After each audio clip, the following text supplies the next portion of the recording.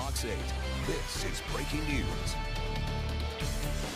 Good afternoon, I'm Liz Reyes. And I'm Lauren McCoy. We begin with breaking news. The Attorney General's office arrests a second person in connection with an attack involving St. Tammany Parish Sheriff Randy Smith. Meg Gatto gives us the newest details on the fight inside a Madisonville restaurant. Meg. Well, we have just learned that Gregory Saurage has been arrested for principal to second-degree battery. An arrest warrant states that Saurage pointed out the victim, Bobby Couvion, to Sheriff Randy Smith, and agents believe Saurage was signaling Smith to attack Couvion. Investigators allege Smith beat Couvion at a Madisonville steakhouse May 29th, with Couvion allegedly suffering a concussion and injuries to his mouth and body. Last week, Smith turned himself in to the Tangipahoa Parish Jail. He's charged with a felony, second-degree battery, and 2 misdemeanors.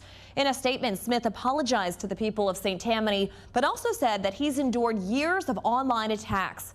Couvion is a longtime online critic of the sheriff.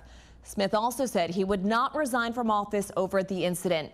Now, investigators say the attack on Couvion appears to be unprovoked.